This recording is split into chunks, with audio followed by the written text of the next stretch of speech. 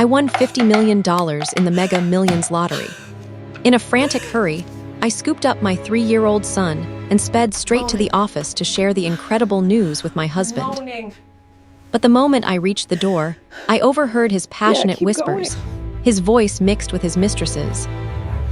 All I could manage was a calm smile, one that would eventually send them both spiraling into complete destruction. My name is Kemet Jones, and I am 32 years old. If anyone had asked me about my life before that fateful day, I would have described it as completely ordinary, even dull. My husband, Solani Jones, ran a small construction company as its director. He was my first and only love, the sole man I had ever known intimately. We had been married for 5 years and shared a 3-year-old son named Jabari, who was my sunshine and my entire universe. After Jabari's birth, I left my job to focus entirely on raising him, keeping the house spotless, and creating our cozy little home. Solani took care of all the finances. He left early every morning and returned late at night. Even on weekends, he was tied up with clients and sealing deals. I felt deep sympathy for my hardworking husband and never once complained, always reminding myself that I needed to be his rock of unconditional support. Occasionally, Solani would snap under the pressure, but I stayed quiet and let it pass. I convinced myself that every marriage had its rough patches. As long as there was love and commitment to the family, everything would work out. Our savings were almost zero because Solani insisted the company was still new and every penny had to be poured back into the business. I trusted him completely, without a single doubt. That Tuesday, the sun was shining gently over Atlanta, Georgia. As always, after giving my son breakfast, I began cleaning the house. Jabari was happily playing with his Duplo blocks in the living room. While tidying up, I noticed the Mega Millions ticket I had impulsively bought the day before, stuck to my shopping list notepad.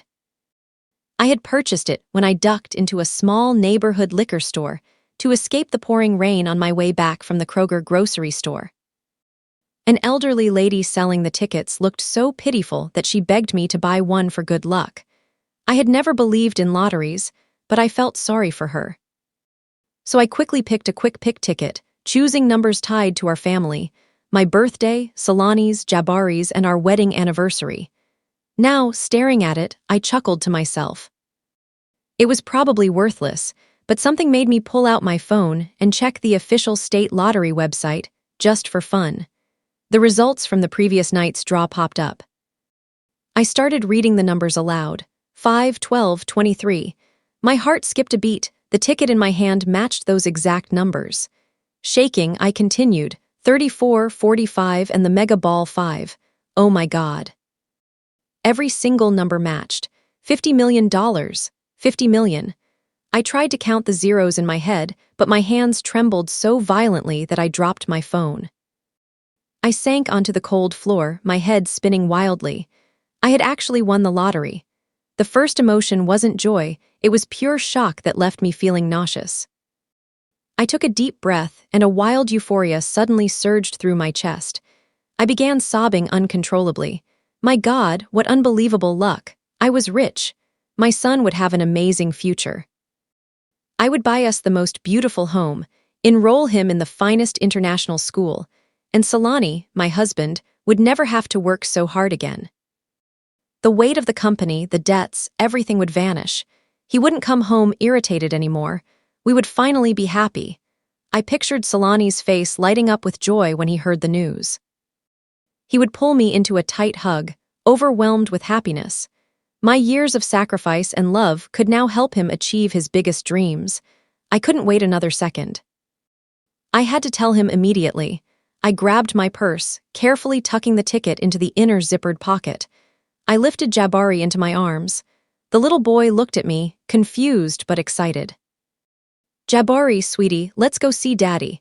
Mommy has a huge surprise for him. He laughed and wrapped his arms around my neck. I rushed out the door and hailed an Uber. My heart hammered wildly in my chest. It felt like the whole world was smiling at me. I, an ordinary stay-at-home mom, was now the owner of $50 million. My life, my family's life, A glorious new chapter was starting right this moment. I squeezed Jabari's tiny hand and whispered, "Jabari, our lives have changed forever." "My son." The car pulled up in front of the modest office building in Midtown Atlanta, where Solani's firm was located. It was his dream, and I had always been so proud of it. I had helped him with every piece of paperwork from the beginning. I had stayed up late with him calculating those first contracts.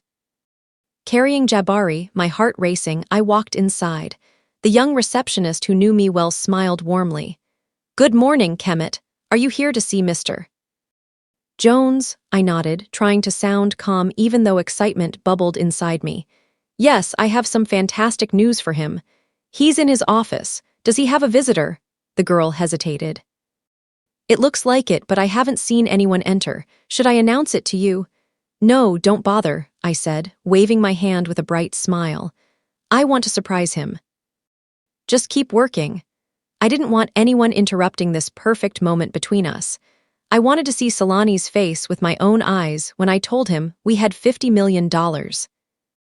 I tiptoed down the hallway toward his executive office. The closer I got, the faster my pulse raced. I was about to see the man I loved more than anything, the person I had supported without question, and I was ready to give him a gift beyond his wildest imagination. His office door was slightly ajar. Just as I raised my hand to knock, a sound from inside froze my blood. It was a muffled laugh, a sweet, seductive giggle. "Oh, come on, baby." "Did you really mean that?" The voice sounded familiar. It wasn't a business partner or client. I stopped cold, a terrible feeling washing over me. Jabari made a small noise in my arms. I quickly covered his mouth gently and shushed him. Then I heard Solani's voice, the voice I knew better than my own, but now it was soft and persuasive in a way that turned my stomach. "Why are you in such a rush, my love? Let me sort things out with that country bumpkin I have at home. Once that's done, I'll file for divorce right away." My heart shattered into pieces. Country bumpkin, he was talking about me. Divorce. I stumbled back a step, trembling, and hid around the corner of the wall, out of sight. Jabari, sensing my tension, stayed perfectly quiet and buried his face in my chest. The woman's voice returned, and this time I recognized it clearly. It was Zahara, the girl Solani had introduced as his sister's friend, the one who sometimes joined us for dinner. A young, attractive woman who was a good talker. I had even liked her. "And your plan? Do you think it will work? I heard your wife has some savings." Solani laughed with contempt, a laugh I had never heard from him before. "She doesn't understand anything about life. She stays locked up at home. She believes every word I say. I already checked those savings. She told me she spent it all on a life insurance policy for Jabari." Brilliant. She just cut off her own escape route. I heard the rustle of clothes being removed, the sound of passionate kisses, and then unmistakable intimate moans. Even as naive as I was, I understood exactly what was happening. I stood there frozen. The $50 million lottery ticket in my pocket suddenly felt like it was burning a hole through my skin. Oh my God! The joy I had felt only minutes earlier evaporated, replaced by a bitter, sickening truth. My husband, the man I had trusted blindly, was cheating on me right there in his own office. And it wasn't just betrayal. They had a detailed plan, a plan to get rid of me completely. I bit my lip so hard it bled, fighting back the sob rising in my throat. I couldn't believe it. The man I shared a bed with, the father of my child, had just called me a country bumpkin and a parasite. Hot tears streamed down my face. Jabari lifted his innocent eyes to mine and tried to wipe my tears away with his tiny hand. My heart felt stabbed. What should I do? Burst in and cause a scene? Suddenly, an eerie calm settled over me. If I went in now, what would I gain? I would lose everything. I might even lose custody of my son. I took a deep breath. I needed to hear more. I had to know exactly what they were planning. After their encounter, the voices resumed. This time it was Zahara.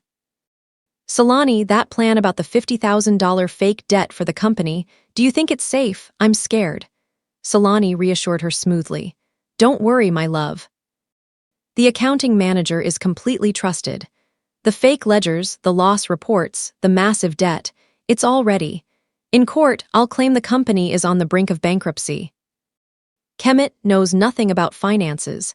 She'll panic and sign the divorce papers without a fight. She'll walk away with nothing, and on top of that, she'll have the reputation of abandoning her husband in his time of need. All the company's real assets have already been moved to a subsidiary in my mother's name. She'll never find them. The floor seemed to drop out from under me. What cruelty! What pure wickedness! After we get married and the company stabilizes, if I want him, I'll take him. Those words hit me like a hammer to the chest. Even his own son was just a tool, something to be used and discarded whenever convenient. My tears stopped. An icy calm ran down my spine. The man inside that office was no longer Solani, my husband. He was a monster. I looked at Jabari, now sleeping peacefully on my shoulder. My son, forgive me. Mommy was far too naive. But don't worry, I won't let anyone take you from me. I won't let anyone hurt us. I held him closer. The $50 million ticket in my pocket was no longer just luck. It was my weapon. It was our lifeline and my tool for revenge. I turned and slipped away silently like a shadow. I couldn't let them discover me. I had to get out immediately. The receptionist looked surprised when she saw me leaving. Kemet, leaving already. You didn't even see Mr. Jones? I forced a crooked smile, my voice shaking. I forgot my wallet at home. I have to go get it. Please don't tell Solani I was here. I want to surprise him tomorrow. Sure thing, KT. The girl looked confused but didn't press further.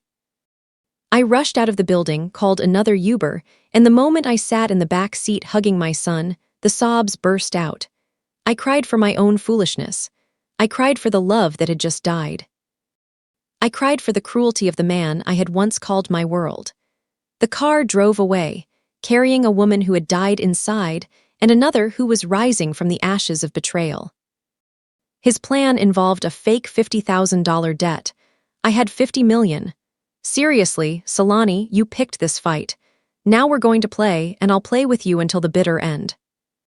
The car stopped in front of our familiar little street. I barely had the strength to carry Jabari inside.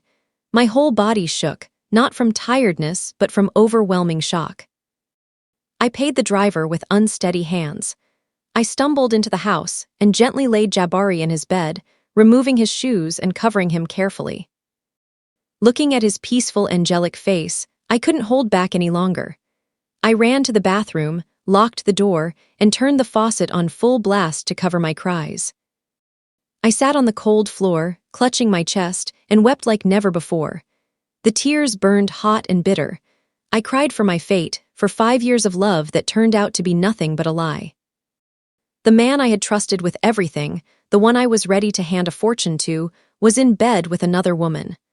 Not only that, he had called me a country bumpkin and a parasite. He had planned to destroy me with a fake $50,000 debt, an amount I could never repay even if I worked every day of my life. He wanted to ruin me completely so I could never recover. Why? What had I ever done wrong?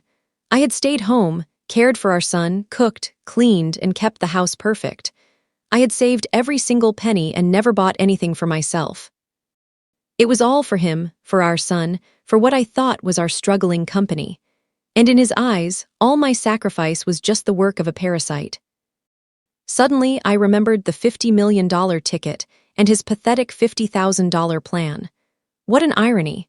I had never felt so ridiculous in my entire life. If I hadn't won the lottery today, if I hadn't gone to his office, what would have happened? I would have received divorce papers in a few weeks, panicked over the fake debt, begged him on my knees, and left humiliated, losing my son and any future. The more I thought about it, the more my tears dried up and turned into pure rage. No, not rage, it was hatred. A hatred that burned straight to my bones. My love for Solani died the instant I heard him say, "He stays with his mother for now. Later, if I want him, I'll take him." A father who spoke about his own son like an object, a tool to control his wife. He wasn't human, he was an animal. And I had lived with that animal for 5 years without realizing it. I was so stupid. I stared at myself in the mirror, a disheveled woman with swollen eyes and a pale face. Country bumpkin. Yes, maybe I had been one. I had been a bumpkin for believing in one true love and promises of loyalty. But from this moment forward, that country bumpkin was dead. I had to live for my son. Jabari was my life. There was no way I would let a monster like Solani take him. He wanted me left with nothing. I was going to show him what nothing really felt like. He wanted to play with fake ledgers. I was going to play a much bigger, much deadlier game. I took a deep breath and wiped my tears. The cold tiles gave me a strange sense of calm. I had to make a plan. This $50 million ticket was a secret of life and death. No one could know, not even my parents. At least for now, it was my ultimate weapon. I had to claim the prize as secretly and safely as possible. I couldn't do it in my own name. If I did, Solani would find out during the divorce and claim half. Even if the win happened before or after, he would find a way. I needed someone I could trust with my life. I had to keep pretending. I had to keep playing the role of the naive, clueless wife. I had to let Solani and his tramp continue their little game without suspicion. I had to gather solid evidence of his cheating, his fake books, tax evasion, and hidden assets. He wanted to push me into ruin with $50,000. I was going to push him straight into prison with the real crimes he had committed. I stood up and washed my face with cold water. The icy splash woke me completely. The pain was still there, sharp as a knife in my heart, but reason had taken over. I was no longer Kemet a few hours ago. Now I was a mother fighting to protect her son, a betrayed woman preparing her revenge. Solani, you started this war. Let's see what this country bumpkin is going to do to you and your mistress. I left the bathroom with a cold, determined look in my eyes. The first urgent task was handling the lottery ticket. The claim deadline was only 90 days. I couldn't wait, but I also couldn't go myself. A sudden huge deposit in my account would alert Solani.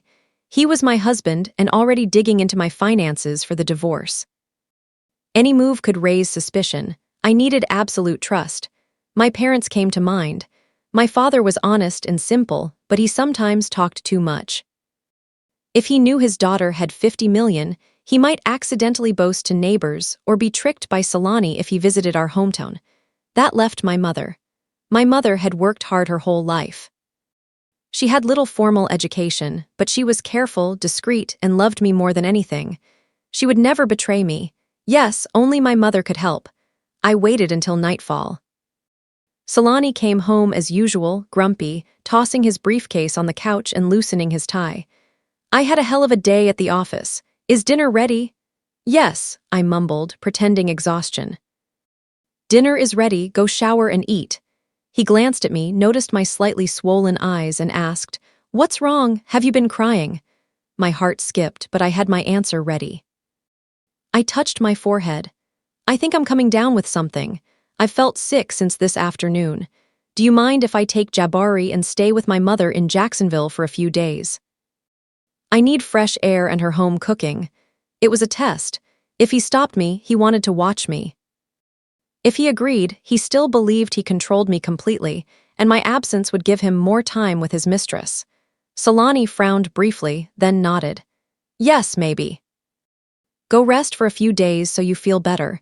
I've been too busy to take you out anyway. Here, take some cash for expenses. He pulled about $100 from his wallet and handed it over.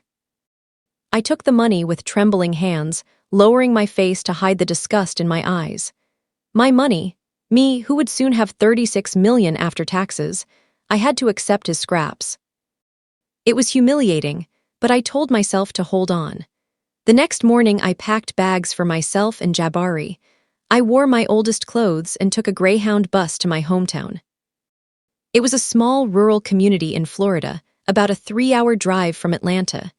Sitting on the bus with Jabari in my arms, I stared out the window. I wasn't going home to rest. I was going to take the first real step of my plan.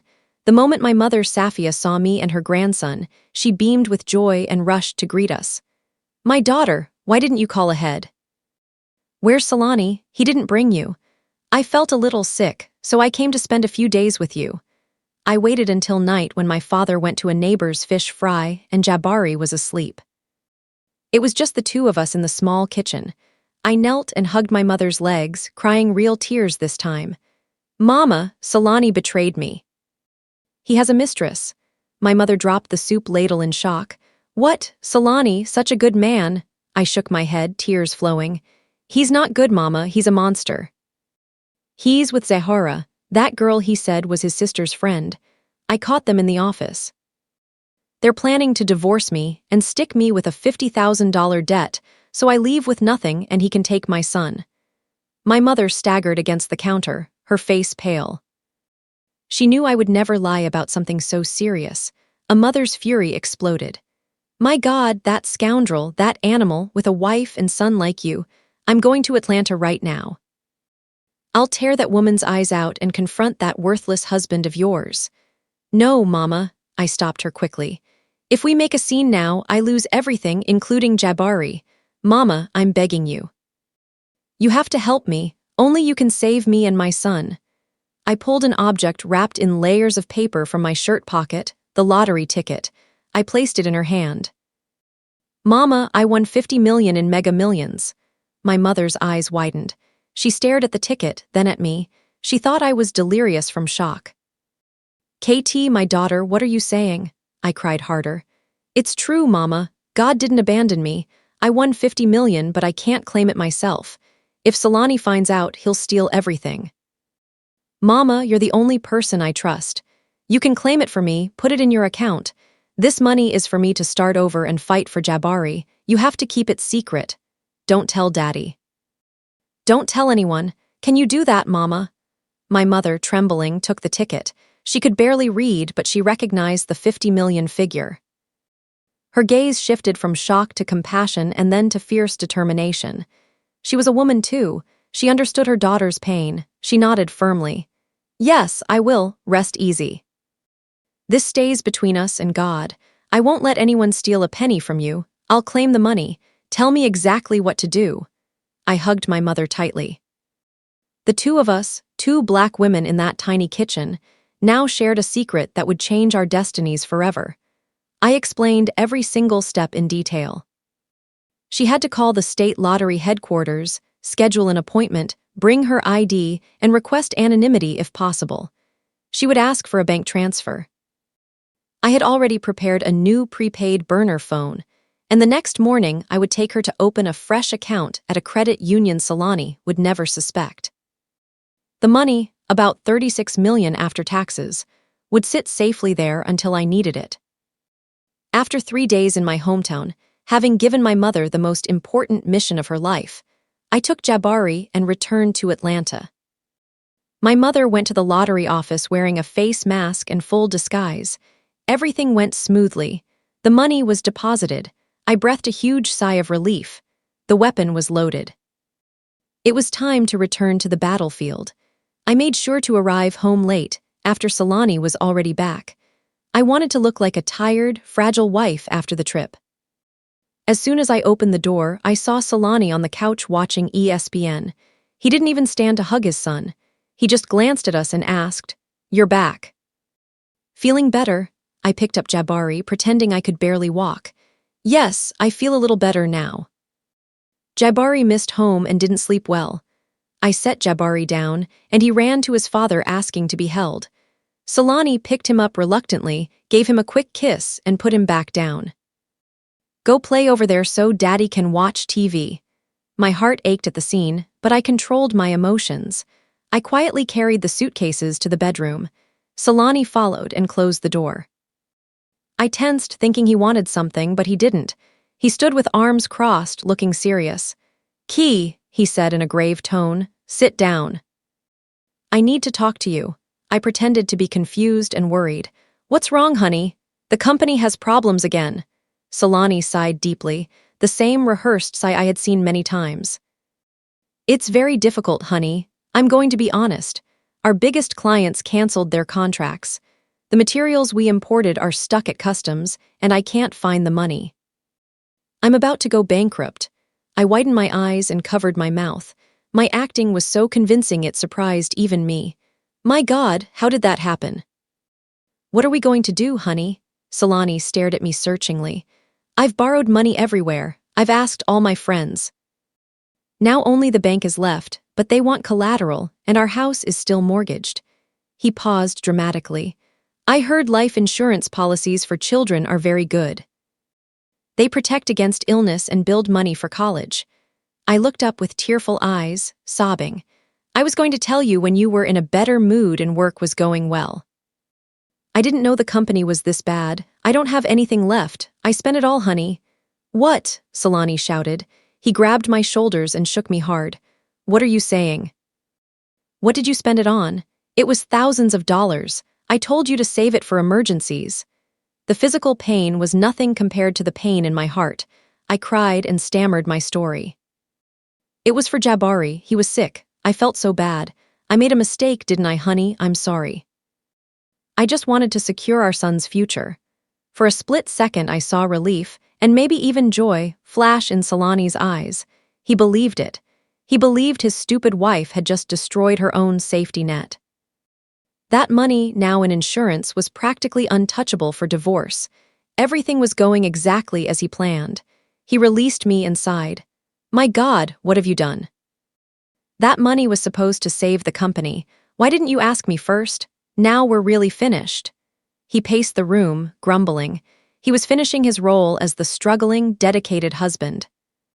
I could only sit and cry. I'm sorry, I didn't know. What do I do now? Maybe I can go to my hometown and ask my parents for money.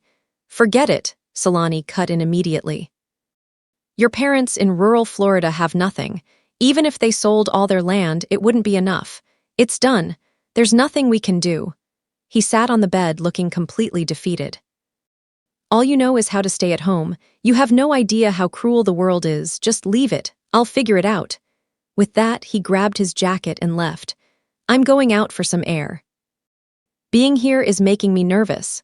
The door slammed. I heard his car start. He was surely rushing to Zahara to celebrate how perfectly he had fooled me. I stopped crying instantly. I wiped my tears, and a cold smile formed on my lips. Solani, you're a great actor, but you don't know I've discovered my own talent too. We're going to keep performing this play for a long time. You think you've cornered me? No, you've just stepped into the trap I set for you. In the days that followed, when Solani went out for air that I knew meant time with his mistress, the atmosphere at home grew heavy as a funeral. I started cooking simpler, cheaper meals. I cut every unnecessary expense, wore my oldest clothes, and always looked sad and worried. I gazed at him with a mix of compassion and guilt. My "I know I messed up" expression pleased him even more after the insurance story. He believed he had me completely trapped. When the time felt right, one night after Jabari was asleep, I brought him a glass of warm water. Honey, I can't stand seeing you like this anymore. I'm sorry for my mistake. He knew my presence wouldn't help the company, but the idea of me working for free and my humble attitude probably flattered him. Plus, he likely thought having me at the office under his watch, and near his mistress, was a way to control me. He wanted me to witness the bankruptcy firsthand so I would sign divorce papers without question. He wanted double humiliation. After a long pause, he clicked his tongue. Fine. If that's what you want, okay. But I'm warning you, the office isn't home. You do exactly what I say, no complaints, and don't talk about home problems or the kid at work. Understand? I nodded eagerly, looking as happy as if I had won the lottery again. Yes, I know. Thank you, honey. I promise I won't disappoint you. I'll do everything right. And Jabari? He asked. I've already arranged it. In the morning, I'll drop him off at a private daycare near the office and pick him up in the afternoon. I'll organize everything, Solani nodded. Okay, you start Monday and don't dress like a slob so you don't embarrass anyone. With that, he went to the bedroom, leaving me alone. I quickly wiped my eyes, but these weren't tears of humiliation. They were tears of victory, the first successful step. Solani, you opened the tiger's cage yourself. You think I'm a meek little sheep, but you don't know I've come to expose the wolf hiding in sheep's clothing. The following Monday, I dropped Jabari at the daycare 2 blocks from the company. My heart broke seeing him cry and cling to me. I promised him, Jabari, be good and wait for Mommy. Mommy is going to work and will come back for you.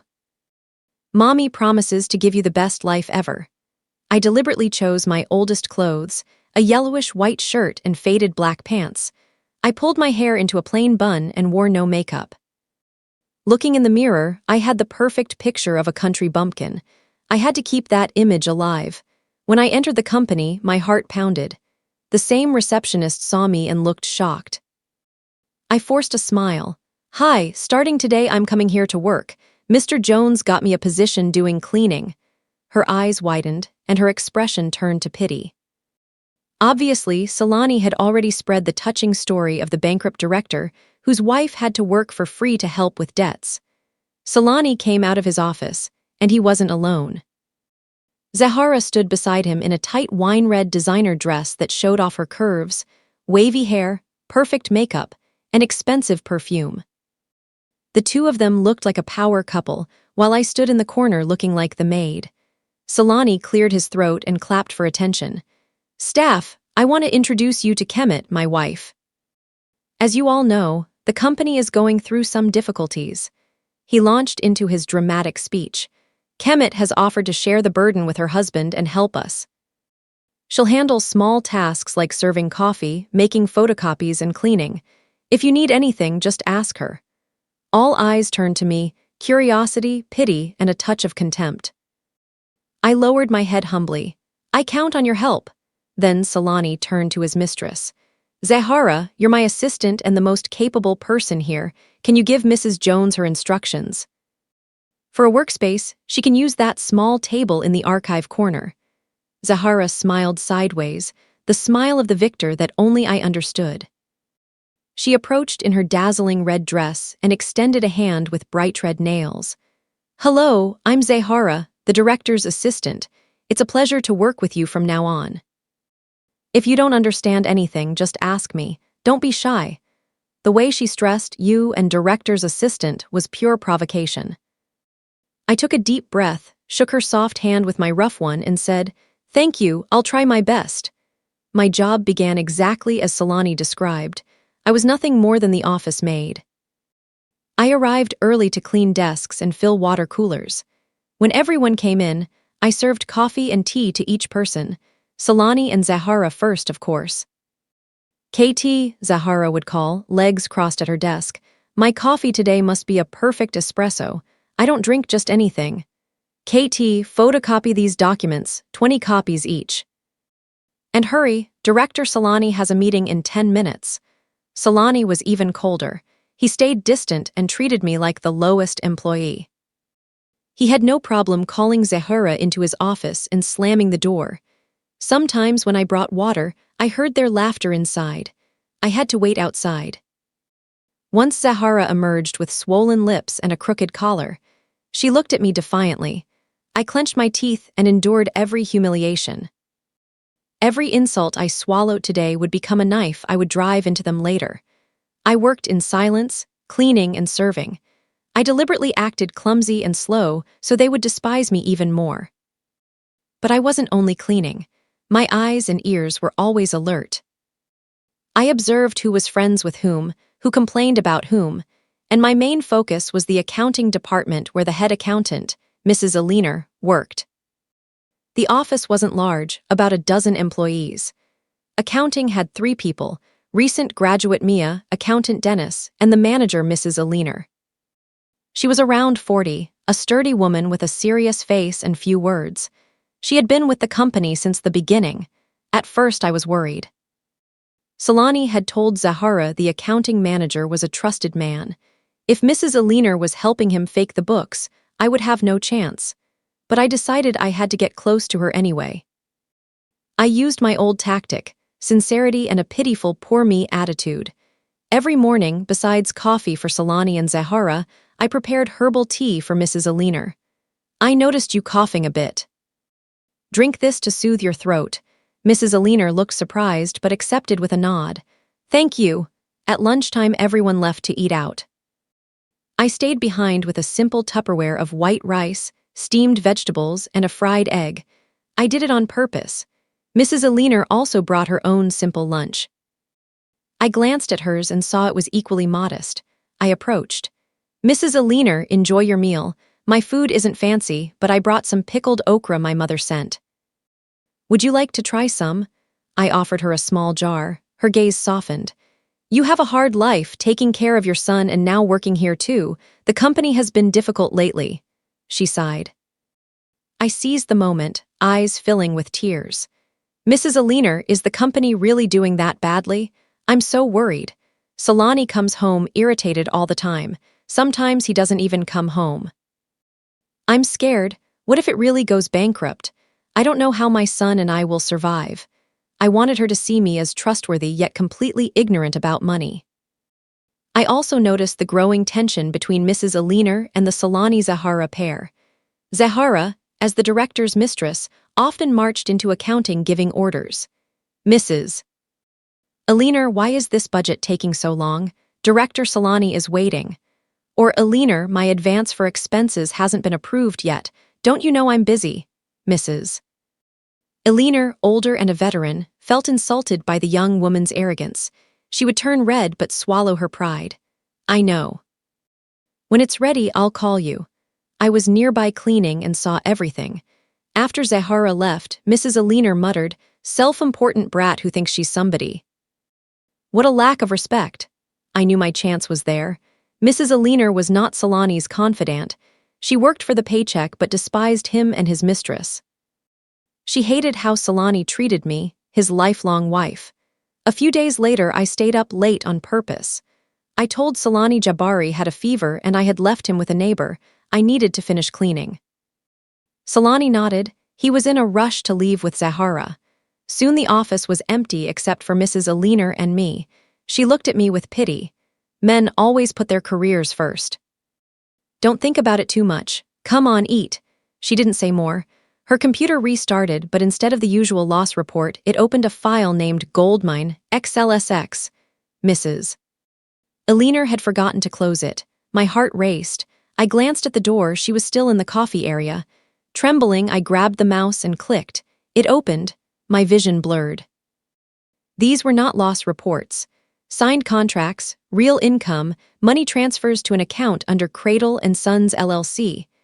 I remembered Cradle was Solani's father's last name. This was the shell company he used to hide assets. The real picture showed a net profit of over $2 million, not a $50,000 loss. I started shaking. I searched Mrs. Aliner's drawer for a USB drive. I knew she kept one there, but it wasn't there. Darn, I heard her footsteps. I quickly minimized the file and left the loss report on screen just in time. Mrs. Aliner returned with coffee. "What a drag." She sat and reopened the loss file as if nothing had happened. She didn't know what I had seen, or maybe she did it on purpose. The file name Goldmine, the forgotten tab, the trip for coffee, I wasn't sure, but I had found the treasure. I memorized the file path. I would buy a USB drive that night. Tomorrow I will act. That night after picking up Jabari, I stopped at an electronics store and bought the cheapest 16 GB black USB drive. I hid it carefully in my bra. I barely slept, heart pounding. I had seen the evidence, but how would I copy it? I couldn't rely on luck again. I had to create the opportunity.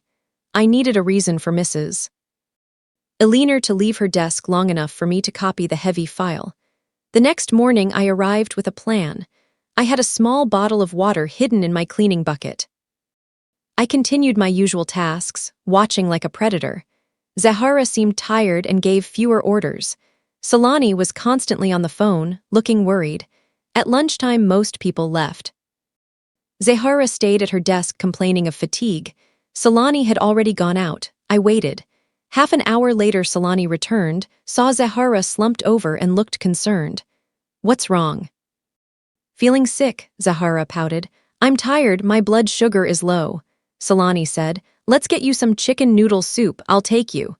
He helped her up and told me, "Kemet, watch the office. If anyone calls, say the boss is out." They left. Now it was just Mrs. Aliner and me. She was finishing her lunch. My moment had arrived. I quietly pushed my cleaning cart to the coffee area. I looked at Mrs. Aliner. She was eating and watching something on her computer. I took a deep breath and poured water not into the kettle, but directly onto the wall outlet.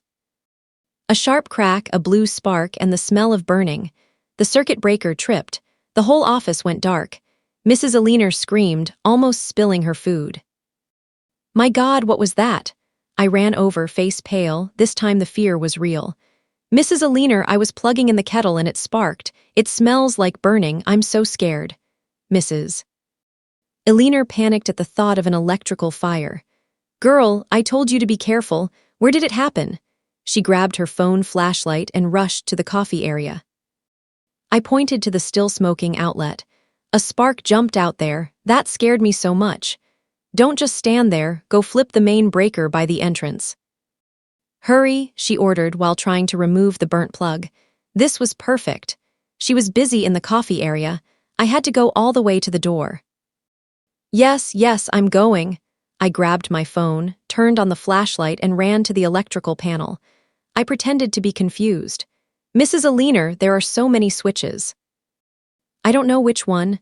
The biggest red one, flip it up, she shouted. I flipped it. Click, the lights came back on. It's back on, Mrs. Aliner. What a fright. Come here and help me. This outlet is wet. Bring a dry cloth and clean it immediately. Coming. I ran in, but instead of the coffee area, I went straight to Mrs. Aliner's desk. My heart felt like it would explode. The computer had power. I pressed the power button. While it booted, I listened. She was still grumbling in the coffee area. What a disaster. A short circuit like this could ruin everything. The computer turned on. I inserted the USB drive. My hands shook so badly I missed the port several times. Calm down, I told myself. I navigated to the D drive, accounting folder internal, and there it was, Goldmine XLSX. I held my breath and double-clicked. A password box appeared. Darn, password, Mrs.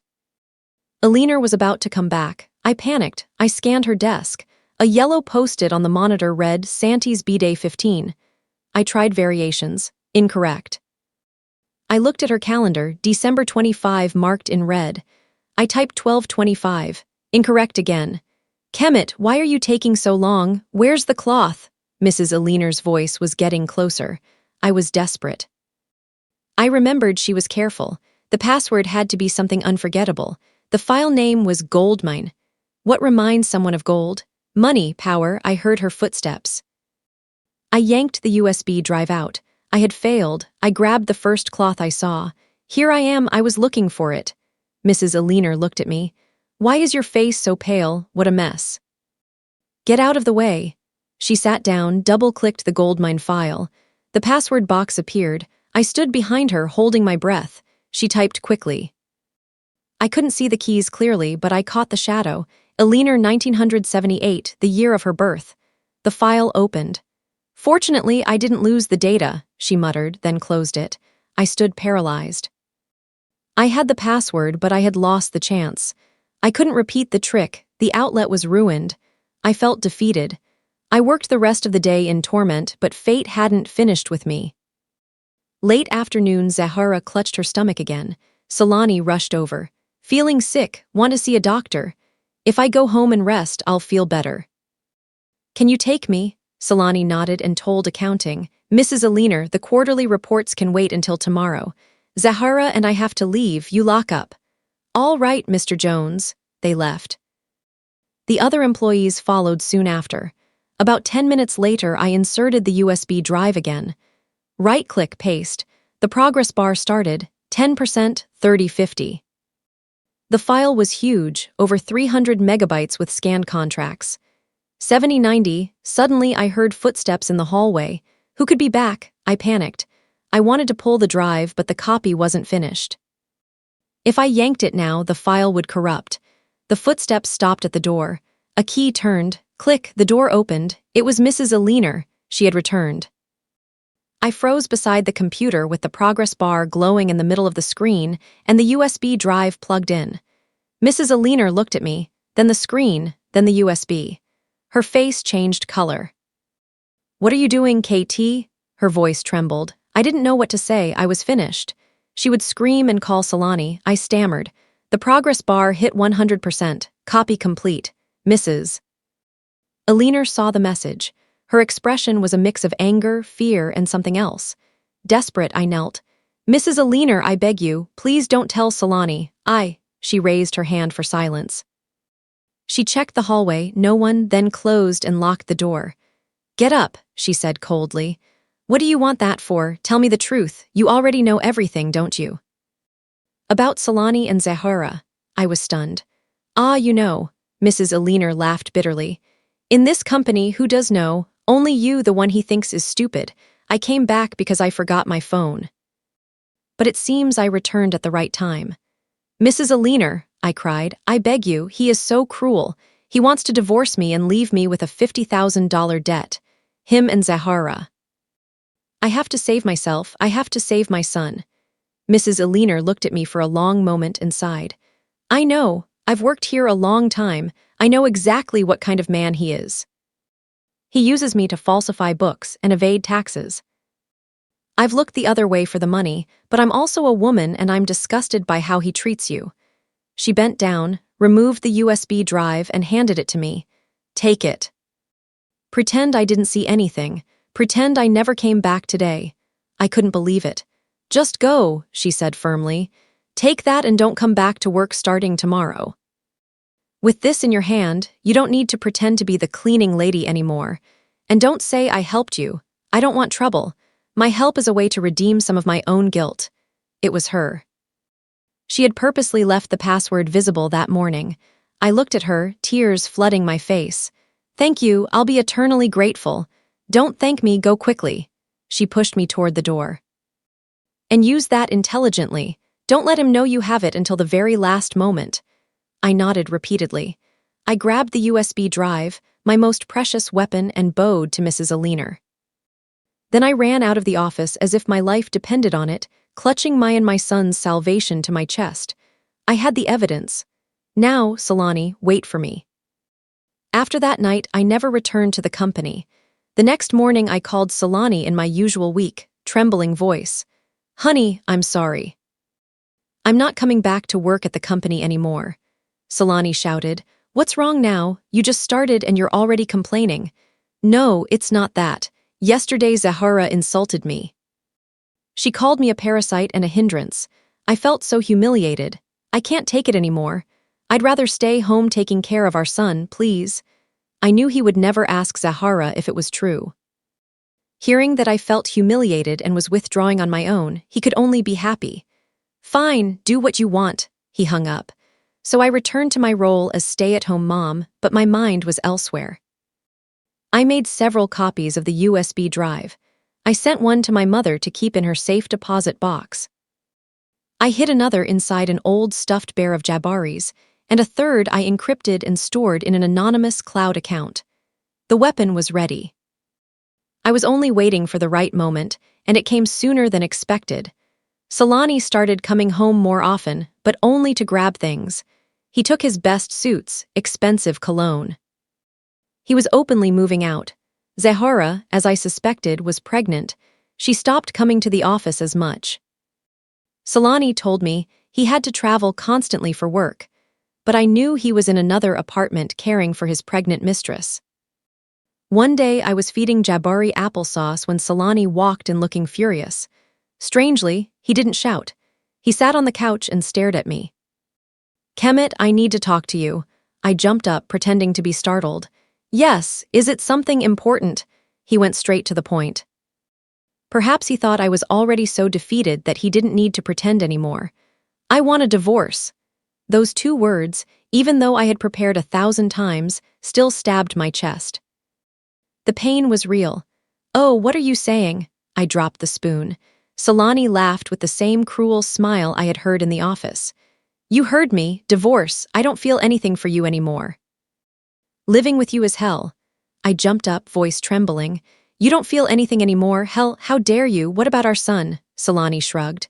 "Don't worry. Even after the divorce, I'll fulfill my responsibilities, but honestly, I already have someone else." He admitted it openly. "Who is it? Is it Zahara?" I shouted. Solani smiled sideways. "You already knew. That's better. Yes, it's Zahara. She's better than you." He paused for the final blow. "She's pregnant with my child." Even though I already knew, hearing him say it so shamelessly made my blood boil. You are an animal," I screamed, lunging at him and scratching. "How dare you do this to us? What did I do wrong? I sacrificed everything for you, and you go to bed with another woman and get her pregnant, you scoundrel." Solani pushed me away easily. I fell to the floor. He straightened his shirt and looked at me with disgust. "Are you done with the scene? It's that attitude of yours that made me sick of you. A neglectful woman who only knows how to yell and cry. Look at you, so pathetic." He was humiliating me in my own home. "Okay," he said firmly. "I'm going to be clear. First, divorce. Second, this house is mortgaged and will be foreclosed. You won't keep anything. Third, my company is truly bankrupt. I'm full of debt. If you want, I'll divide it with you." He was still using the bankruptcy story to scare me. He thought I was still the fool from before.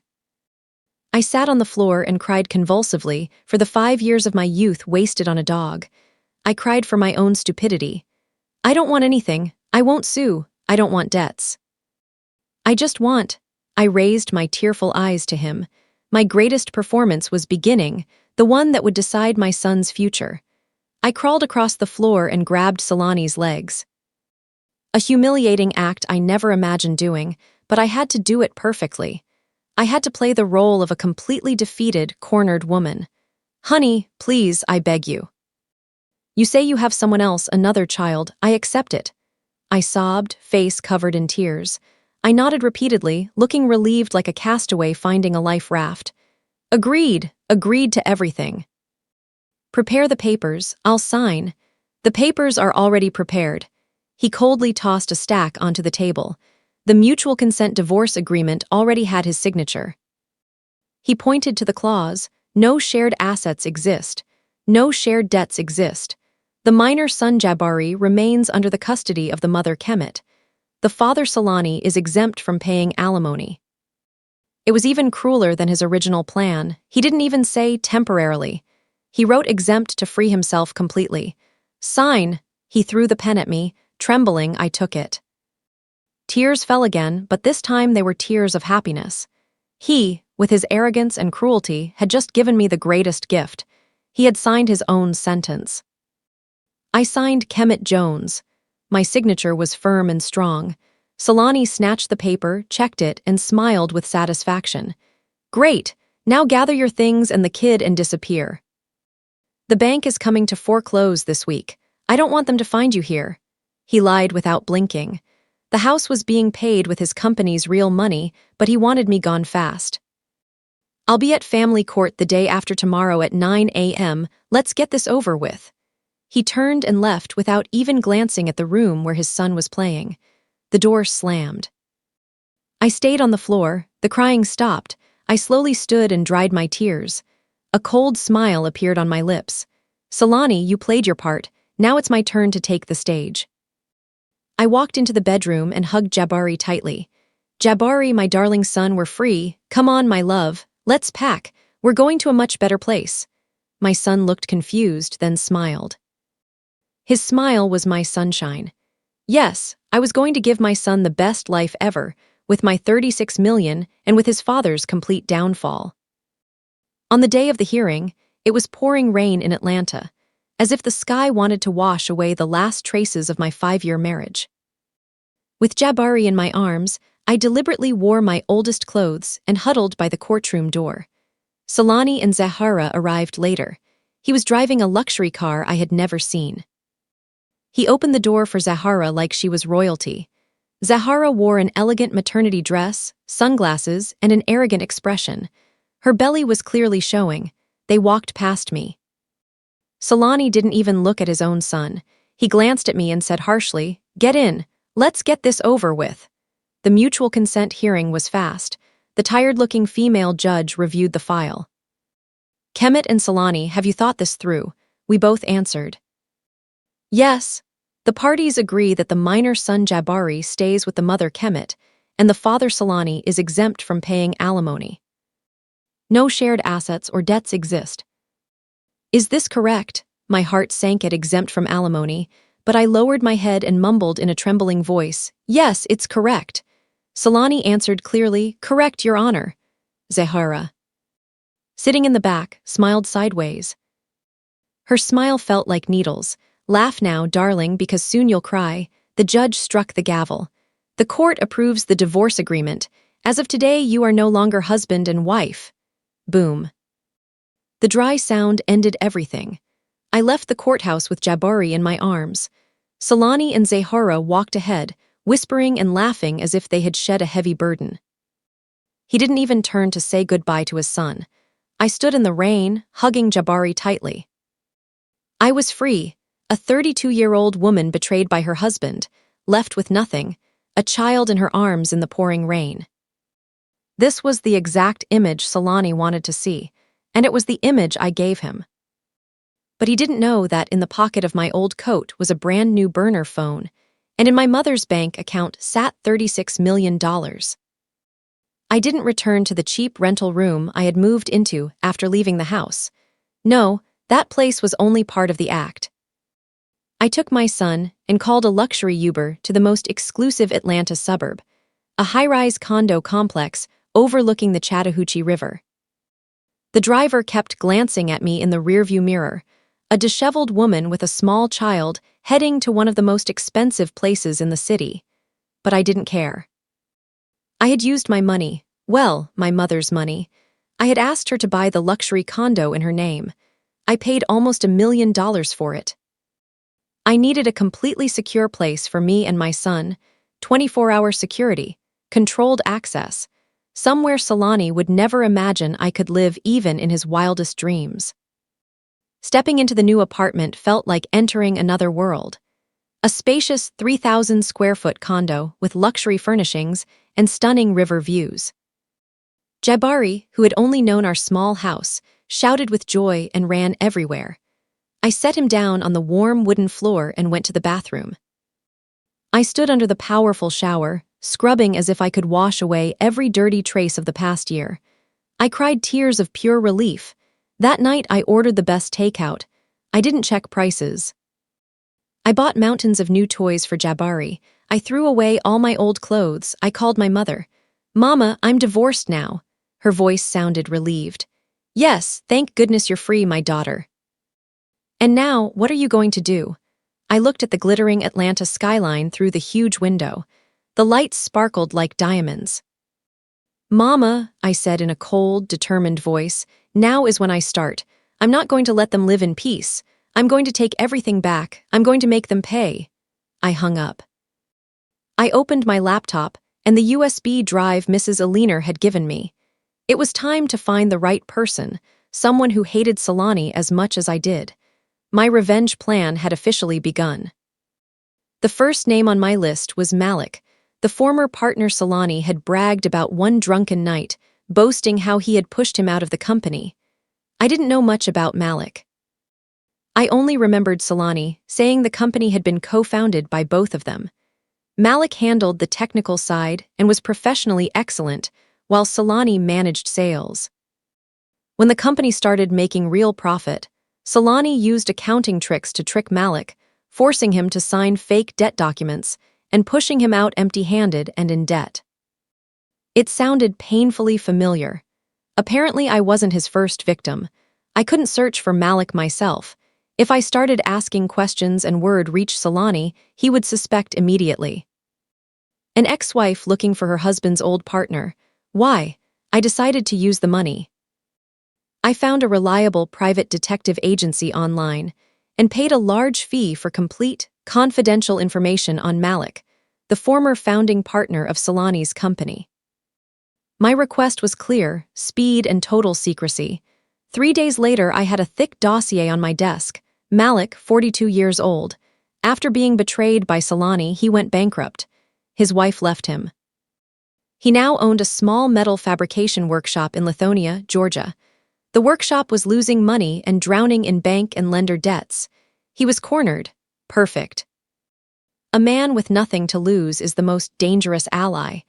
I drove my brand new car, also registered in my mother's name, to Lithonia. I dressed simply but neatly in a clean skirt suit. I didn't want to scare him, but I didn't want him to underestimate me either. Malik's workshop was on a dirt road, a rundown shed filled with the noise of lathes and welding. I walked in. The smell of oil and rust hit me. A middle-aged man with a grease-stained face was fixing a machine. He looked defeated, but his eyes were sharp, the eyes of a talented man who had been unlucky. "Excuse me, I'm looking for Mr. Malik." He looked up and wiped his hands on a rag. "That's me. Who's asking? Are you here to buy something?" I shook my head. "I'm not here to buy anything. I want to talk to you about a very important matter." Malik looked me up and down suspiciously. "I don't have time. As you can see, I'm busy. If it's not work-related, please leave." "The matter is related to Salani." The wrench fell from his hand with a loud clatter. He jumped up, body tense, eyes red with fury. "What did you say, Salani?" "Who are you?" I looked him straight in the eyes. "My name is Kemet. I am Salani's ex-wife." Malik was stunned, then laughed bitterly. "Ex-wife? What kind of game is this? Did he send you here to take this junk workshop? Go tell him I'd rather die than give it to him. I was tricked once, that was enough." "You're wrong," I said coldly. "I'm just like you. I was also tricked by him, kicked out with nothing. He stole everything from me and is now living happily with his mistress." Malik's rage slowly turned to shock. He saw the sincerity in my eyes, the same hatred he carried. "Are you serious?" he stammered. "I didn't come here to complain." I stepped closer. "I came to ask you one question. Do you hate him? Do you want to take back everything he stole? Do you want to see him bankrupt and empty-handed, exactly the way he left us?" In that noisy, dirty workshop, two victims of Salani stared at each other. I saw a flame reignite in Malik's eyes. He clenched his teeth. "Hate, I want to tear him apart. I want to see him dead." I nodded. "Great, then, Mr. Malik, let's become partners." Malik looked suspicious. "Partners? How? You say you have no money. I'm about to close down. What can two broke people do against him?" I smiled slightly, a smile I had held back for months. "You are half right. You are about to close down. On the other hand," I opened my briefcase and took out the dossier. "I have nothing except two things. First, evidence of tax evasion, asset diversion, and the real accounting of Salani's company." Malik's eyes widened. He grabbed the dossier with shaking hands and flipped through it. As someone in the industry, he instantly recognized it was genuine. "God, how did you get this?" "You don't need to know how," I continued calmly. "And second, and more important, how much money do you need to destroy his company?" Malik looked at me as if I were crazy.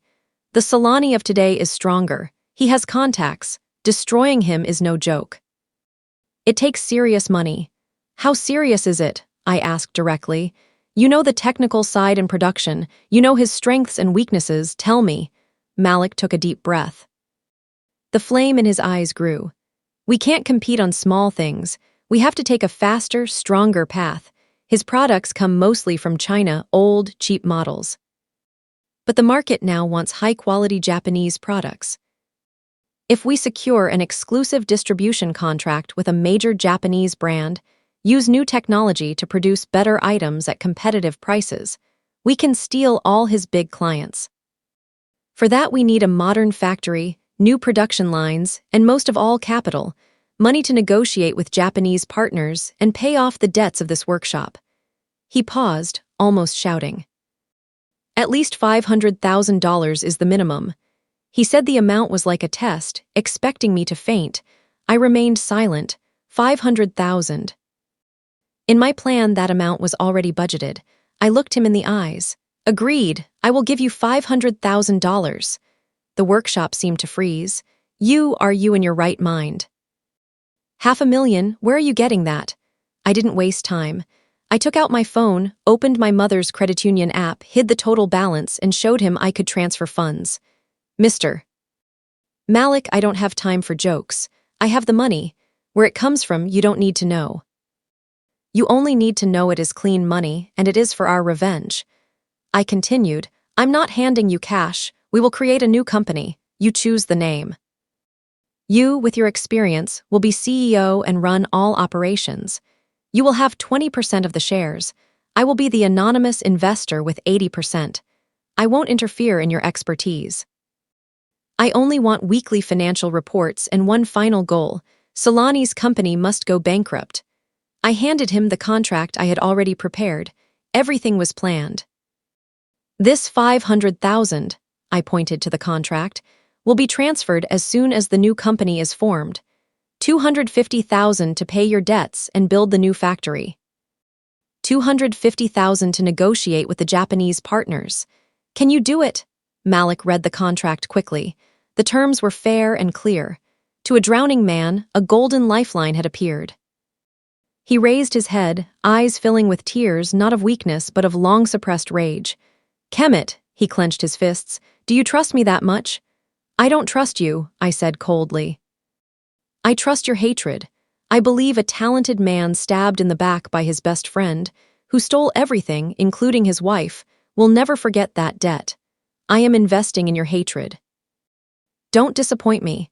Malik squeezed his hands until the veins bulged. He nodded with iron determination. Agreed, I accept.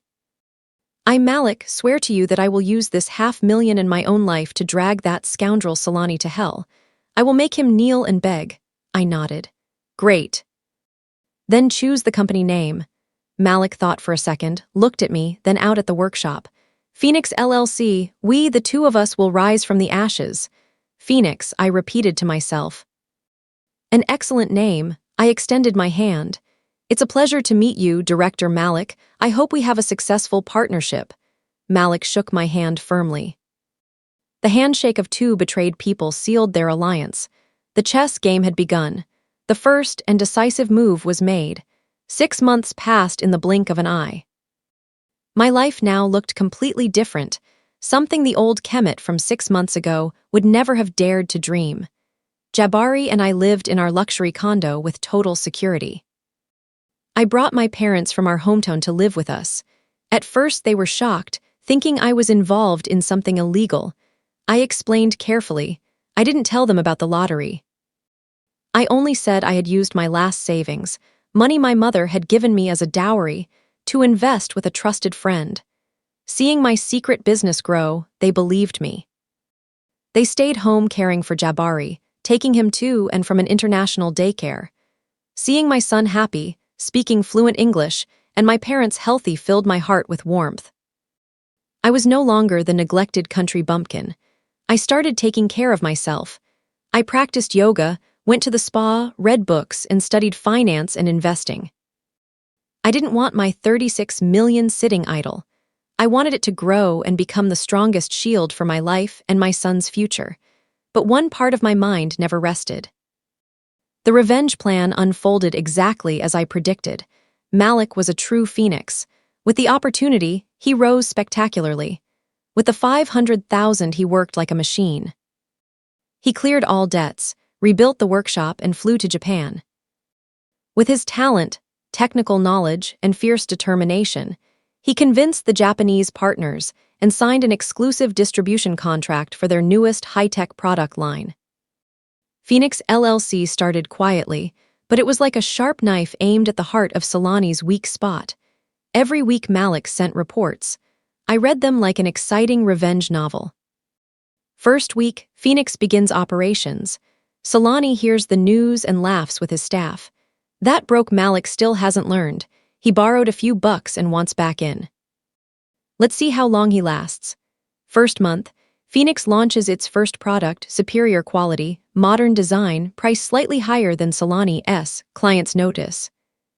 Solani stays calm, thinking it's a low-price tactic.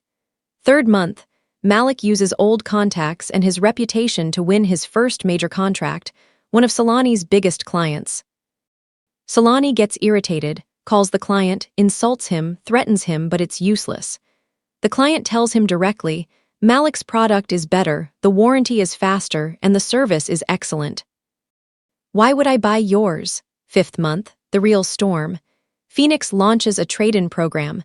Clients can trade in their old products, mostly Solani's, for a discount on Phoenix's new line. It was a fatal blow. Solani's biggest clients and distributors turned away in droves. They didn't want to be stuck with obsolete inventory. Orders canceled in a cascade. Solani's company began to crumble. He couldn't understand how Malik, the the man he had crushed, suddenly had so much money for such an aggressive strategy. He didn't know that my 500,000 was only the beginning. If needed, I was ready to invest another 500,000, even a full million. I didn't lack money. What I lacked was the sweet satisfaction of revenge. 6th month, Malik's report had one line: Solani has started borrowing from loan sharks. He has run out of liquidity. I read it with immense pleasure. Why had he run out? Because the 2 million he had hidden was tied up in Cradle and Sons LLC, real estate, luxury cars, and a house for his mistress. That money couldn't be withdrawn quickly. And his real company, which had evaded taxes for years and showed only losses, couldn't get bank loans. He had fallen into his own trap. I knew Zahara had given birth to a son, but Solani had no time to celebrate. He came home and smashed things. He insulted Zahara, calling her bad luck, saying the pregnancy had cursed him. Zahara fought back. You promised me everything and now you're a failure. Their love nest turned into a battlefield. The fall was fast and brutal. When Solani couldn't pay Chinese suppliers, they cut him off. When he couldn't pay salaries, employees quit. When he couldn't pay the loan sharks, they came to the company, smashed what they could, and foreclosed on everything possible. Solani's company, after 6 months of glory beside his mistress, officially declared bankruptcy. He lost everything. The day I heard the news, I opened a bottle of sparkling cider. I stood on the balcony looking at the Atlanta night sky. Solani, this was only the appetizer. Solani's downfall made big news. A young rising director who suddenly went bankrupt in months. Rumors flew, some said gambling, others said a competitor had ruined him. That competitor was Malik's Phoenix LLC. Only Malik and I knew the full truth. Solani disappeared. He didn't dare return to the luxury apartment that was foreclosed or to the company now controlled by loan sharks. He, Zahara, and their newborn son moved into a cheap rented room in a rundown neighborhood on the outskirts of Atlanta. I thought he would sink forever, but I underestimated his audacity. He found me in a way I never imagined through my father. My father, proud of his now successful daughter, even without knowing the source, loved bragging at the neighborhood barber shop. My KT is a go-getter, she's a boss now, lives in a luxury home, drives a high-end car. That ex-husband of hers was blind. One of those friends was distantly related to Solani. The news reached his ears. Kemet, the ex-wife, lives in a luxury condo, drives a nice car, she's doing great. He became furious. He couldn't believe the stupid woman he had tricked and left with nothing could get rich so fast. He started investigating, spied at the barber shop, and eventually discovered my address, the high-rise condo. One afternoon I was returning from daycare with Jabari. The elevator opened in the lobby and I froze. Solani was there. He no longer looked elegant. He was thin, unshaven, wearing dirty clothes, eyes bloodshot. He stared at me and the luxurious lobby behind me. Kemet, you, he stammered, pointing. I took a deep breath. I had prepared for this. Calmly, I picked up Jabari, protecting him. What are you doing here? You, he shouted. Where did you get this money? You fooled me. You had money and hid it. I smiled. Having or not having money, what does that matter to you? Have you forgotten? We're divorced. You were the one who abandoned us. Solani realized shouting wouldn't help. He changed tactics and fell to his knees. KT, please. He crawled toward me, trying to grab my legs. I stepped back, holding Jabari tight. He started crying, face covered in tears and snot. I know I made a mistake, Kemet, forgive me. It was all Zahara's fault. She seduced me. She bewitched me. She's the bad luck in my life. I already kicked her out, her and her son. My God, he had kicked out Zahara and his own newborn son. What a cruel man. Come back to me, KT. Let's start over for Jabari. Our son needs a father. You're so rich now. Help me, I'm broke, I'm full of debt. Give me a chance. I swear I'll love you and our son. I'll be your slave. He knelt and pressed his head to the floor. Right there in the condo lobby, the security guard started watching closely. I looked at the man who had once been my husband, the father of my son. My heart felt nothing but disgust. Solani, I said in an icy voice, Do you remember the day in court? You signed the agreement. You declared you would not pay alimony. You abandoned your son without remorse. Now that you're broke, you come crawling back wanting a son and a wife. I was blind because of her at the time, he defended himself. What I have today has nothing to do with you. This money is mine. You want to know where it came from? I decided to tell him. The truth would destroy him. I won the lottery, I said clearly. I won Mega Millions, 50 million, the very same day I went to your office and heard you with her. Solani's head snapped up. His face went pale, then white, then purple. He stood there with his mouth open. He finally understood what he had thrown away. You, he hissed like a wounded animal. Yes, I smiled sideways. You threw away 50 million. Well, 25 million that would have been yours. But don't worry, I used the money very well. Phoenix LLC, Malik's company, was financed by me. $500,000. Surprised, he went mad and tried to lunge at me. Security, I shouted. 2 strong guards rushed over and grabbed Solani, dragging him outside. From now on, this man is banned from the building. Solani was dragged away, still shouting and cursing. You wretched woman, you fooled me. You set a trap. I'm going to sue you. The money was won during the marriage. You have to give me half. Give me back my money. I calmly turned my back and entered the elevator with my son. Just as I predicted, his greed would never die. He was going to sue me. Great. I was waiting for that too. The courtroom would be his final stage. As expected, a week later I received a court summons. Solani was suing me, demanding division of assets. The claim: I had won the lottery during the marriage but deliberately concealed it, tricking him into divorcing so I could keep everything. He wanted half, 25 million. The case became a scandal. Solani, with shameless audacity, leaked the story to the press. He invented a tragic tale. He, the victim of a manipulative woman who won the lottery and then allied with a competitor to destroy him. From a successful businessman, he became a pitiful victim. Reporters and curious crowds pointed fingers at me, the woman who won 50 million and destroyed her husband. The ungrateful wife who got rich and abandoned her family. My parents were worried. The few friends I had left called. Only I remained calm. Don't worry, I haven't done anything wrong. Justice will be on my side. I didn't need the best lawyer, just a competent one, because in this game, evidence was everything. On the day of the trial, reporters filled the courthouse entrance. Solani arrived by taxi, deliberately wearing old, torn clothes and looking pitiful. He cried for the cameras. I only hope the court will do me justice and return a father to my son. I stepped out of my luxury car, wearing an elegant white suit. I said nothing and walked in with calm dignity. In the hearing, Solani's lawyer was aggressive. He presented the lottery ticket as evidence. He had checked the dates. The win happened weeks before the divorce. He argued the prize was marital property acquired during the marriage. The defendant intentionally concealed it, acting in bad faith to trick my client into the divorce. This is clear asset concealment. All eyes turned to me. The judge struck the gavel. Does the defendant have anything to say? I stood. I didn't look at Solani. I looked straight at the judge. Your Honor, the accusation that I concealed assets is ridiculous. I signaled my lawyer. Your Honor, I ask permission to present my evidence.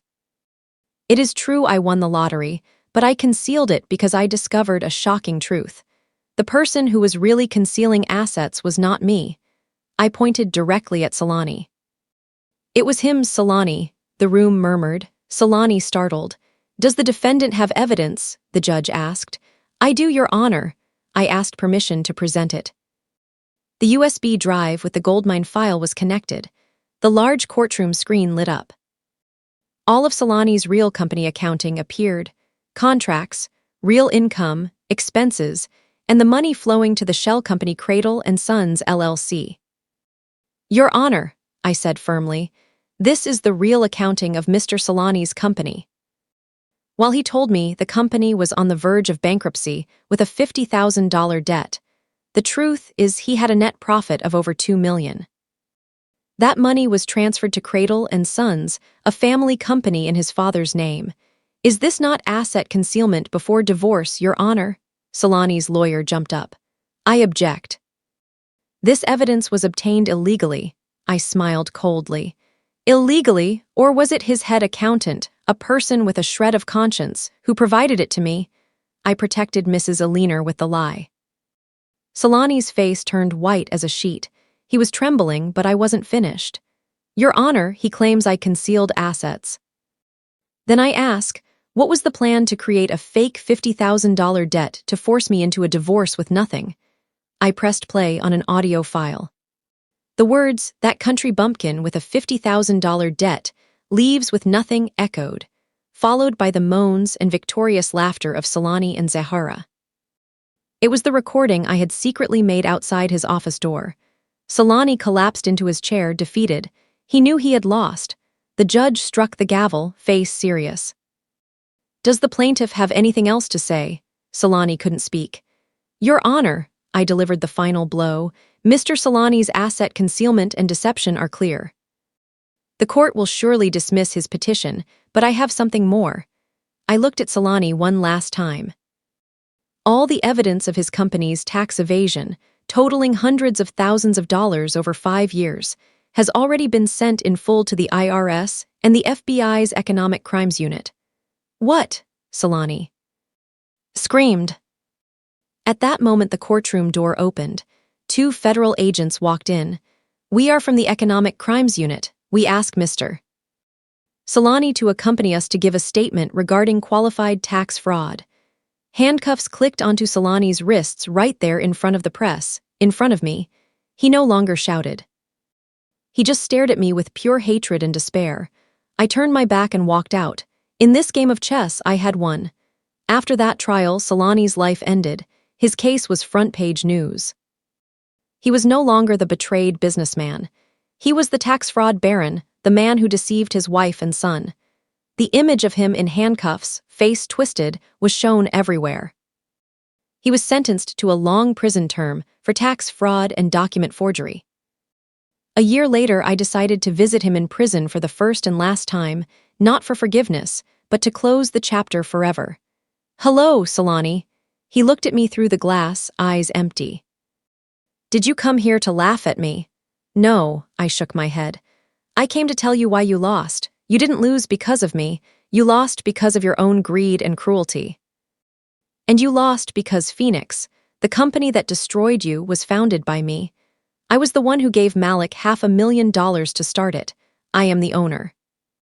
I used my money to destroy your career. He dropped the phone. His spirit broke at that moment. The truth was crueler than any sentence. I turned and walked out. As I passed through the prison gates, the sun was shining. I took a deep breath of freedom. My life was truly beginning. Today Jabari is 5 years old. He is an intelligent, happy child. Phoenix LLC, under Malik's leadership, has grown into a successful business group. I have become a respected investor. I have not remarried. I have my son, my parents, and peace. I created a foundation that helps single mothers who are victims of emotional abuse, just like I once was. One weekend afternoon, I took Jabari to the park to fly a kite. The wind blew strong and the kite soared high. Jabari laughed and ran across the grass. My parents sat on a bench smiling. I looked at my son, my parents, and the blue sky. My heart was completely at peace. Money has power, yes, but it only has true meaning when it helps us find justice and bring happiness to those we love. The nightmare was over. Now my life was one of wealth, freedom, and happiness, the happy ending I fought for and won myself. Did you like the story? And which city are you listening from? Let's meet in the comments. If you enjoyed it, you can support me by sending a super thanks so I can keep bringing more stories like this. Thank you so much for your sweet support. I'm looking forward to your comments. On the screen you can see 2 new life stories that I highly recommend. There's so much more on my channel. Don't forget to subscribe. See you in the next life story, with love and respect.